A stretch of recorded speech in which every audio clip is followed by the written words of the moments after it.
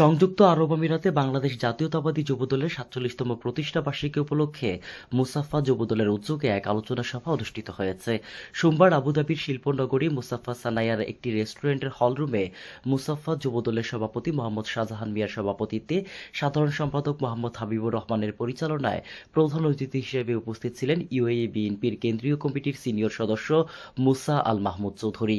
এতে বিশেষ অতিথি হিসেবে বক্তব্য রাখেন ব্যবসায়ী মোহাম্মদ আব্দুল জলিল, ব্যবসায়ী মোহাম্মদ মাসুম মিয়া, সহসভাপতি ওসমান পাটোয়ারি, যুগ্ম সম্পাদক ইলিয়াস অবি, সাংগঠনিক সম্পাদক মোহাম্মদ মাসুদ শিকদার ও যুবদলের মহিলা বিষয়ক সম্পাদক আমেনা বেগম সহ আরও অনেকে।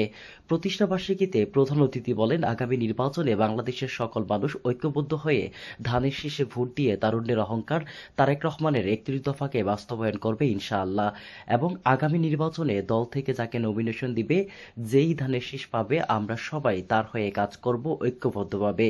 বিএনপি রাষ্ট্র ক্ষমতায় গেলে প্রবাসীদের অগ্রাধিকার ও এয়ারপোর্টে হয়রানি বন্ধ সহ ভোটাধিকার নিশ্চিত করবে। বিএনপির চেয়ারপারসন এবং দলের জন্য নিবেদিত যারা কাজ করে যাচ্ছে তাদের সহযোগিতা করার জন্য প্রবাসীদের প্রতি অনুরোধ জানান।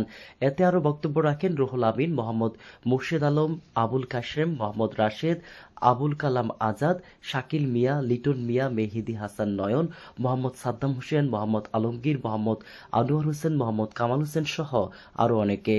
অনুষ্ঠান শেষে কেক কেটে যুবদলের প্রতিষ্ঠা বার্ষিকী উদযাপন করা হয়।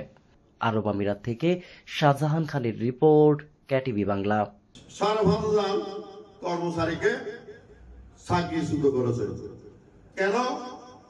কিছুদিন আগে ডক্টর ইউনূসকে একটা লেটার দিয়েছে যে আমার যে ব্যাংকগুলো আছে, ব্যাংকের কর্মচারীগুলোকে ইলেকশনের মধ্যে কাজ করাতে হবে।